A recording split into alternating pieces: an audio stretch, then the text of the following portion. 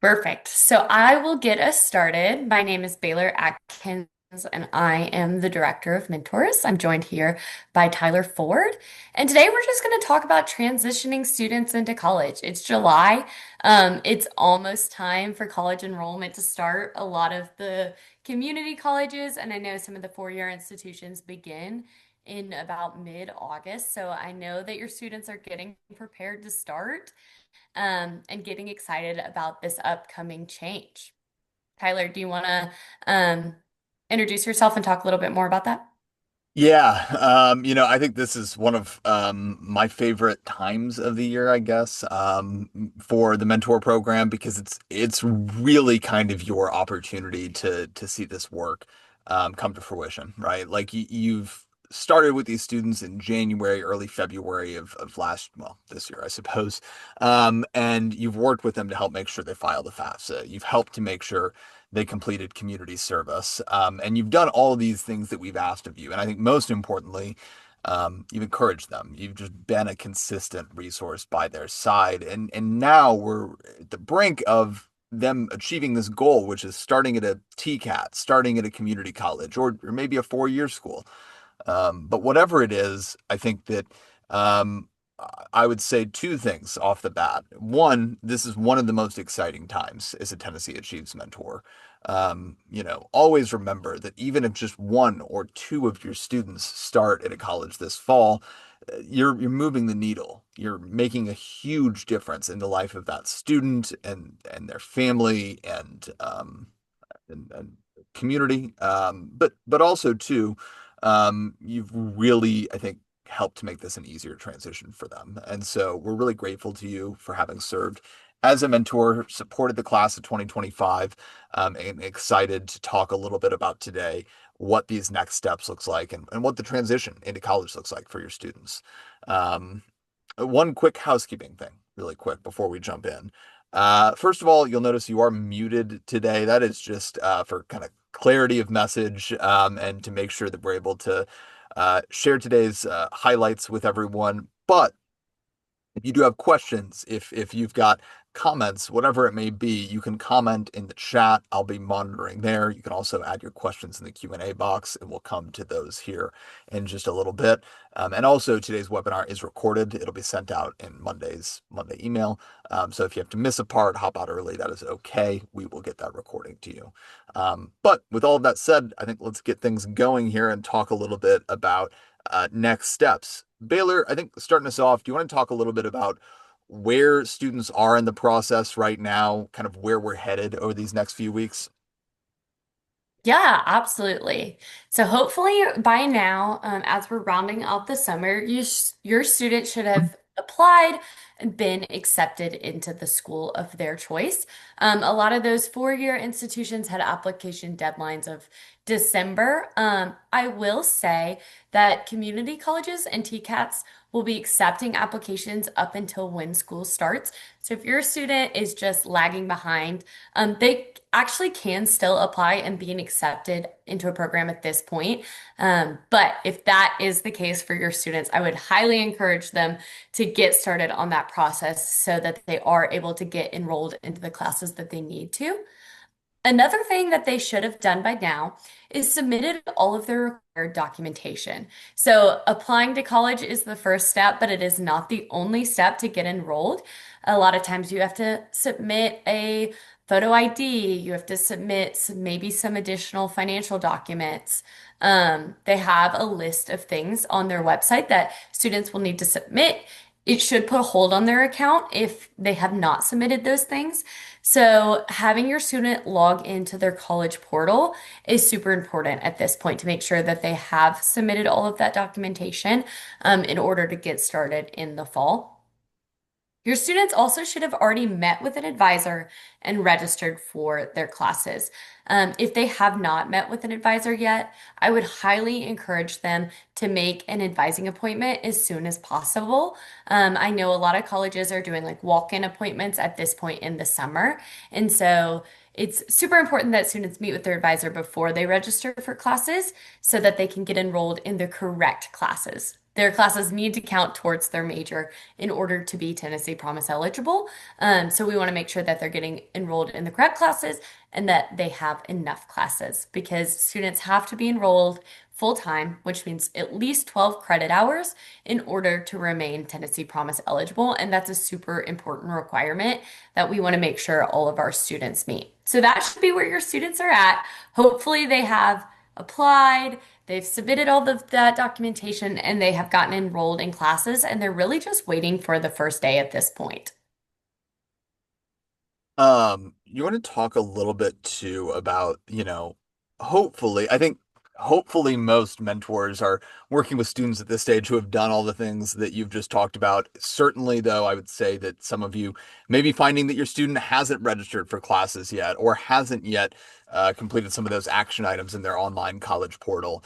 And certainly that's where, like Baylor said, we want to encourage those students to get those things done and taken care of as soon as possible. But let's talk for a second about, a student who is on top of it, they're ready to roll. What are some things they can be doing over these next few weeks between now and when classes start more proactively to ensure they hit the ground running? Yeah, that's a really great question. So the number one thing that I would have students do first is familiarize themselves with the schedule. So have them take a look at when their classes are, where their classes are meeting, what days their classes are meeting. Some of them meet on Monday, Wednesday, Friday, some meet Tuesday, Thursday. So having them just make a schedule and go through their day, see what that's going to look like.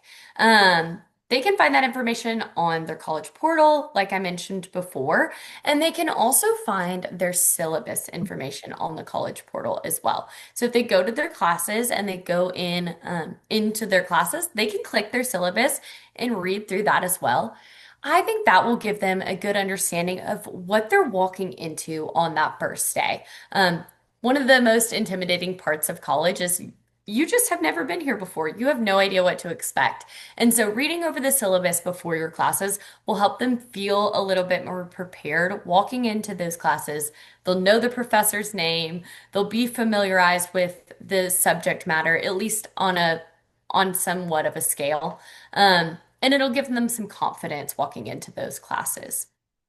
Another thing, do you have something to say, Yeah, I was Tyler? going to jump in there. I think if you're not familiar, the syllabus is basically the roadmap to the Yeah. class. It's the schedule, it's what students can expect, it's what textbooks they need, all that good stuff. I think, and the next piece of advice Baylor's about to share, I think is equally as important. But I think reading the syllabus and becoming familiar with course expectations is one of the best things you can encourage your students to do because it really does, hopefully in most cases, lay out clearly what your student needs to do in the class to be successful. And this may be new to them. They may not have encountered a syllabus before in one of their high school courses. So encourage your students to poke around and look for those. And as a mentor, if you're comfortable, talk through it with your student and say, all right, it looks like, this class is busy in October. Make sure you have a plan to manage your time in that window. The syllabus is a great, great talking point for you as a mentor as you get your students ready to start. Sorry to interrupt. No, no interruption at all. Um, it is super important and it'll get them familiarized with their college portal and the website as well, which is a huge part of going to college now is it's all online, all of like the submitting of the homework and all of that stuff. So it'll get them familiarized with the actual technology as well, which is equally as important. Another thing that I would have students do is I would have them look at the campus map. So go onto their college website, pull up a campus map, and see in all of the buildings where their classes are going to meet so that they will have an understanding of where they are going on that first day. I think younger students, specifically Gen Z, have a lot of anxiety around parking and getting places. Maybe that's just me, but I think a lot of students experience that as well. And so having an idea of where they are on campus and what building they're meeting in is going to relieve like a lot of that first day jitters. And they're not going to be late for their classes. That's a super important part of college is like getting to your classes on time, showing up, being prepared. And so visualizing where their classes are on campus is a super great way to prepare for that. If they have the opportunity or they have the option, have them go to campus as well and actually physically do a walkthrough of their day. That might seem like a little bit extreme, but it really will help them like feel confident about that first day of classes, feeling familiar with campus, and just having like a better sense of where they are and what they're doing. I did that on my first day of college at UT, and it was so helpful. And then I did it every single semester after that because I was like, I just want to know exactly where I'm going to be throughout the day. So that's something that I always suggest to students, especially if they're feeling a little nervous. It's also a good opportunity too to say, hey, like, are you going to check out campus? Let's meet for coffee afterwards and recap. You know, if you're trying to find an opportunity to connect in person again with your student before the school year starts, that's a great chance to say, hey, let's go. You don't have to go walk campus with them, but say, hey, after you're done, let me know, and we'll go meet up and talk about some concerns you may have, things you're excited for. It's just a good touch point. Yeah. And then finally, the last thing that I would encourage your students to do is make sure that they have all the supplies that they need before that first day of classes. So obviously, there's going to be some things that they have to wait till they get into their classes that they're going to need. Maybe they don't know what textbooks that are required yet. That's totally fine. There are going to be some things that we know every student is going to need. So first off, they have to have a laptop. A lot of times when they're in high school, their high school provides them a laptop, and then when they graduate, they have to give it back. It's super important that they have some type of working laptop.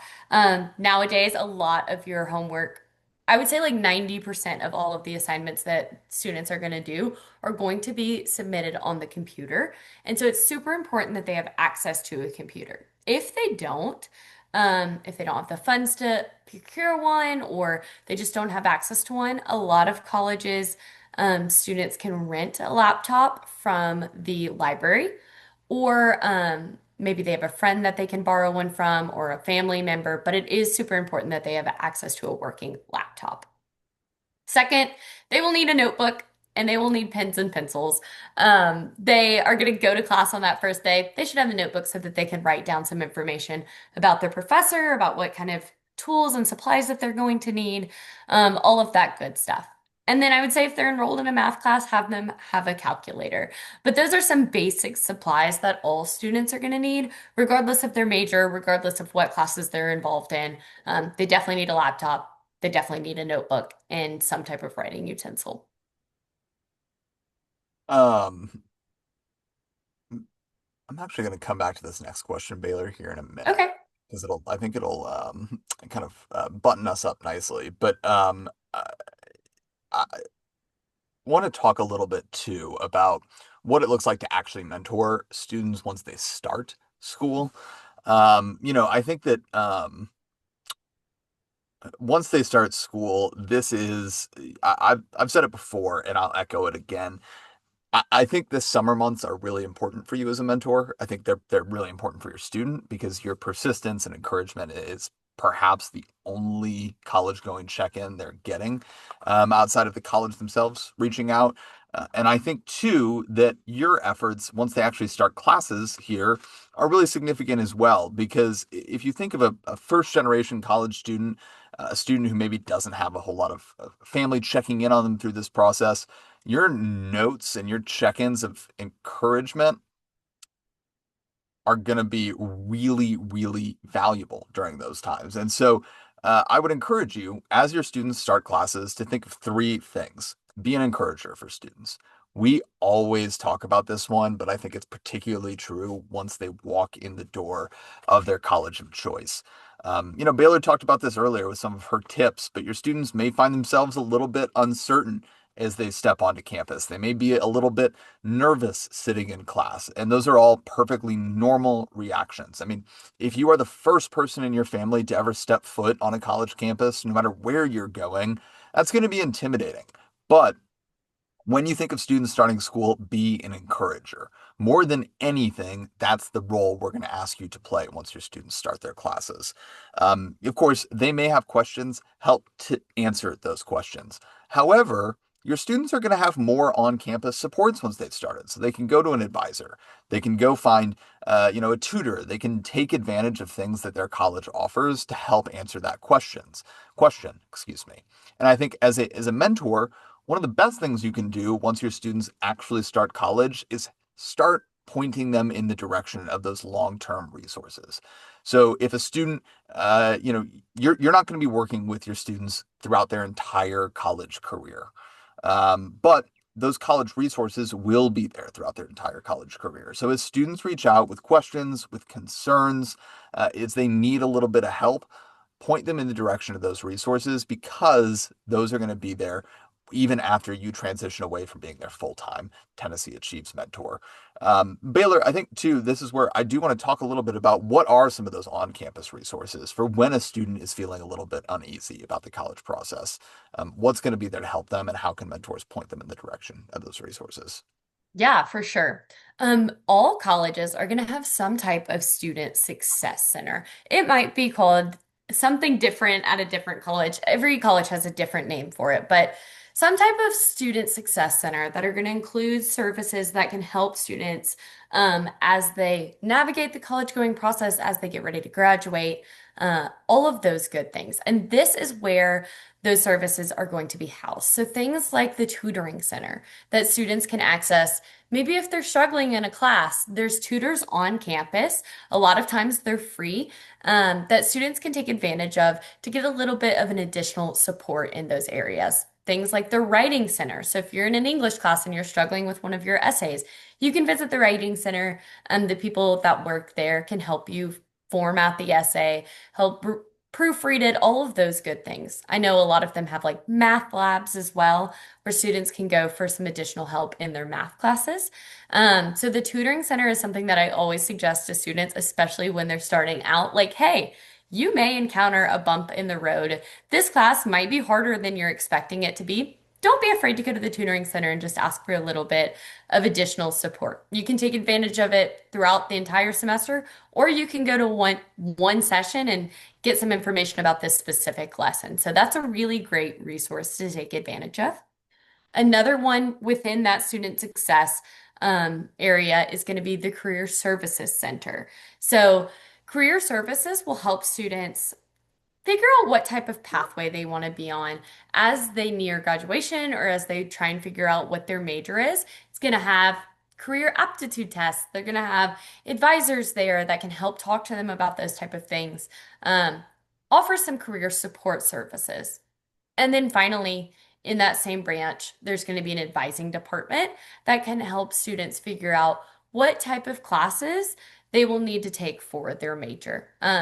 Like I mentioned at the top of this video, it's super important that that students consult their advisor as they are figuring out what their schedule looks like.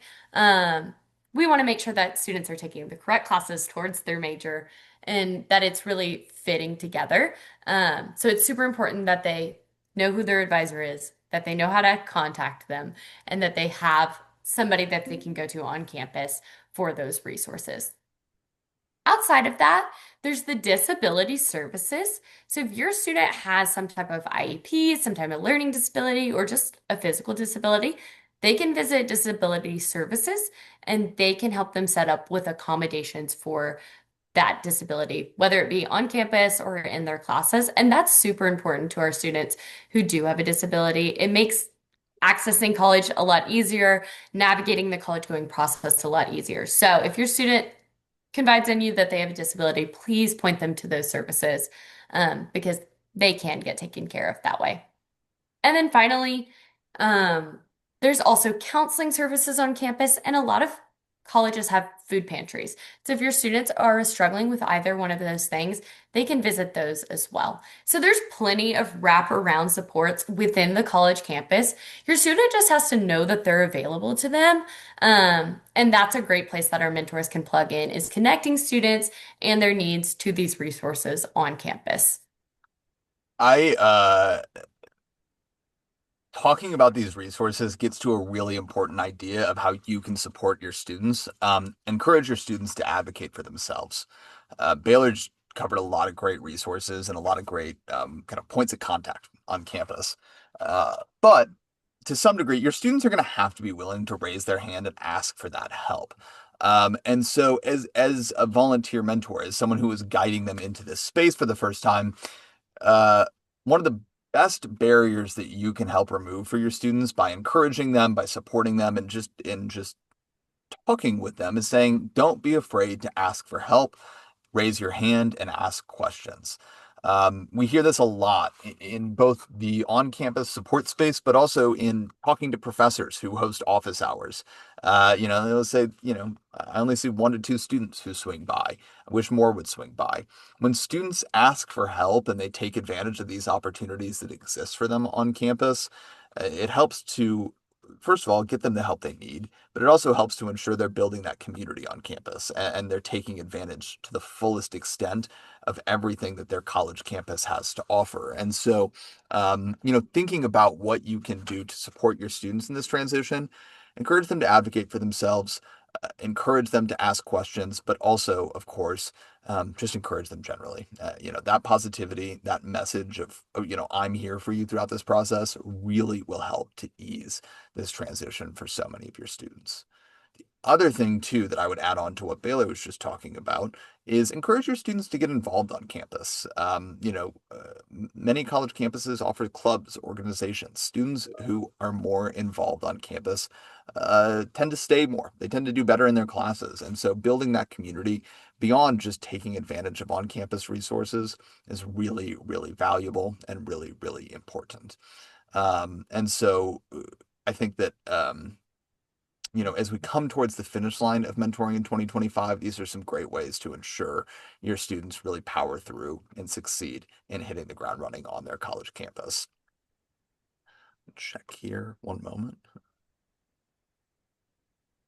So I want to talk to just a little bit about wrapping up your mentorship experience in 2025, because I think that we're coming kind of towards that period where mentorship is coming to a close.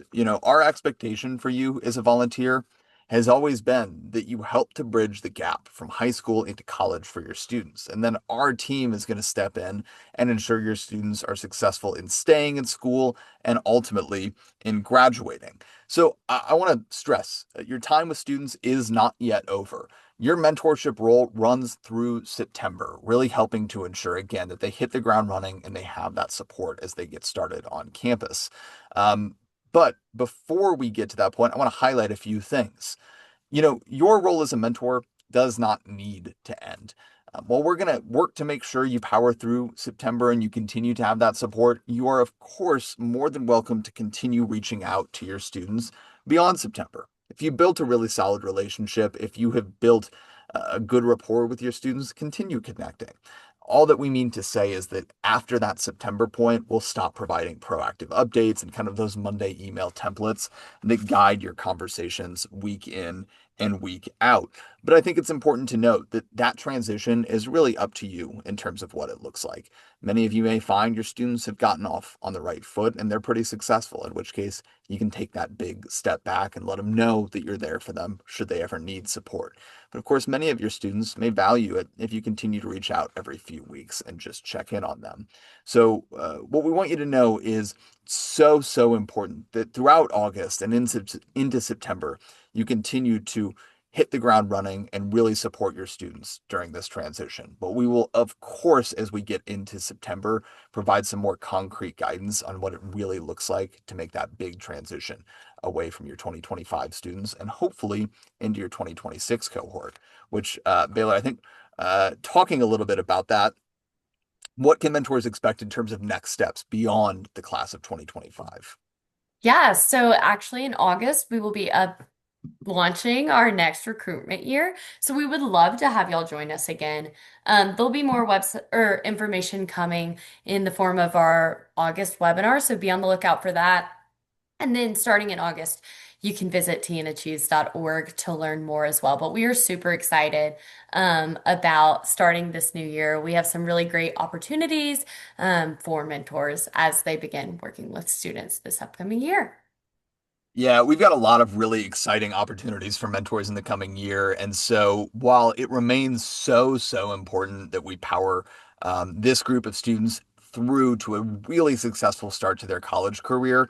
Many of you on the call have mentored for a long time. We're always looking to that next cohort. And so as we get into August, we'll share some updates on what opportunities exist for mentors in the coming year and how you can, really, I would say, enhance your impact on the incoming class of 2026.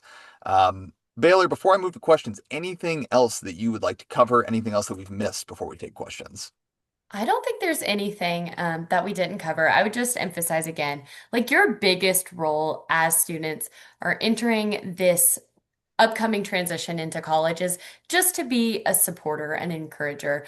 A lot of students just need that little bit of push, that nudge, that they're not alone, that they can do this. And that's a great place for our mentors to dig in and really help encourage students throughout this transition.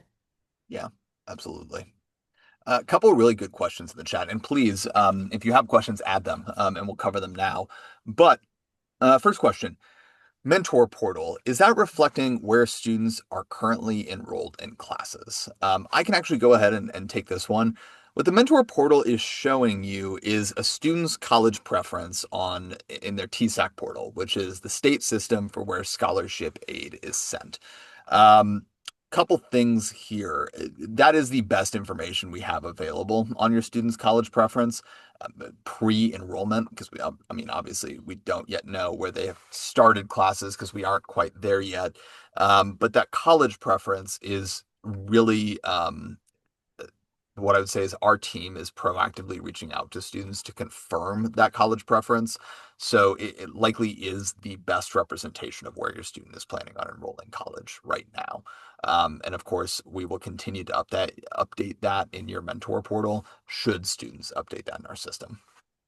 Can I add something in there, Please. Tyler? Yeah.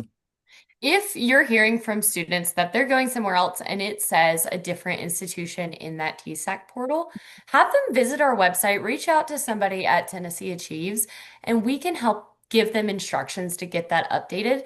They will need to update that because, like Tyler said, that's where their scholarship aid is going to go. So it's important that it is correct. So if your student is telling you, hey, I'm going to Pellissippi State, but it says that I'm going to Columbia State. Have them reach out to our team and we can help give them instructions so that they can make that update. And we can actually provide that information too in an upcoming Monday email. So if you do hear from a student, you've got that information at your disposal to distribute that out. Mhm. Other question we have is I've found that a majority of my students have jobs. Do you have recommendations about time management? Baylor, what comes to mind here in terms of how students can juggle jobs with school, with trying to maintain a social life? What comes to mind there? Yeah, that's a really great question. And that's one of the things that students struggle with the most as they enter into adulthood and they have jobs and work and school. It can be a lot to navigate. One thing, if they haven't made their schedule, I would have them schedule themselves or be mindful of their work schedule when they're making their class schedule. So if they work every day from 1 to 4, don't schedule classes from 1 to 4. Let's schedule our classes in the morning. To us, that might seem like common sense, but to students who've never had to like manage a busy schedule, they might not think of that. So just point that out. Make sure that they're being mindful of how those two interplay, and then remind students that there is additional work that has to be done outside of classes. So you're in 15 hours of classes, you're going to have at least 10 hours of some homework throughout the week as well. And so they need to account for that as well. Let's not work 50 hours at our job and be in 15 hours of classes. That might be a little bit too much for students to handle. So just be mindful of that outside of classwork time as well. I would say that is my key piece of advice. And then otherwise, make sure that they're getting rest, that they're prioritizing their mental health and connecting with people on campus. It can be difficult to make friends as you enter college. It's a whole new process, a whole new environment. And so make sure that they're connecting with other people and prioritizing some time to actually get to know people on campus as well. I think one of the challenges we see in the time management space too is students aren't yet familiar with a college schedule. And so that means they might go to class for 2 hours in the morning, have like a 4 hour break, and then have 2 hours in the afternoon. Helping students to make the most of those breaks and make the most of kind of this increased flexibility is important as well. All the points Baylor just touched on, really great. But also just adjusting to a college schedule in and of itself can be a hurdle for some students.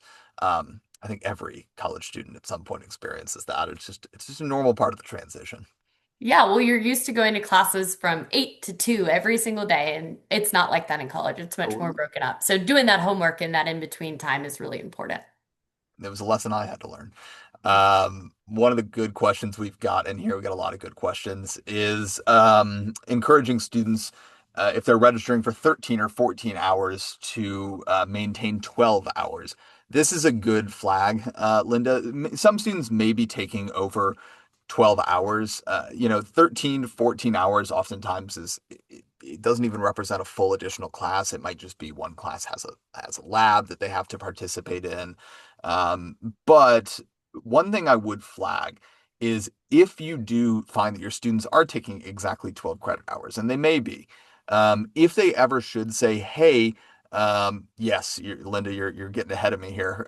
If the student should say, hey, I'm going to drop this class, do not encourage them to drop that class, because if at any point in the first semester they fall below 12 hours, they will lose Tennessee Promise eligibility. So if your student is right at 12 credit hours, which is okay, you have to make sure that they talk to an advisor, that they get with our team before they make any changes to their schedule so as to not negatively impact Tennessee Promise. One final question. If you do find that your students are still just not responsive, maybe as someone put in the chat, their students kind of blowing them off, saying, we've got this. At this stage, if that's the reception you're getting from your student, let them know that you are there if they have questions. You're there to support them. But if I would say if they're starting to get to the point where they're like, hey, stop, don't feel like you need to continue reaching out biweekly. Let your student and their family know you are there to help if they ever need it, but you don't need to continue sending those biweekly updates. Um, and I think that's all the questions we have for today, looking at the chat. That's awesome. Thank you so much to everyone for joining us. And if you have any questions that you come across within the next week, within the next month, give myself or Tyler a call, an email. We would be happy to address any of those questions. Again, we don't expect you to be the expert on all things college going, but hopefully we can get you connected with people who do have the answer, or if we have the answer ourselves, we can provide that. But I really appreciate everyone hopping on this call. And we will be sending out communication about next month's webinar where we give you some more information about the upcoming mentor recruitment year. But other than that, I hope everyone has a great day. Have a great day, everybody.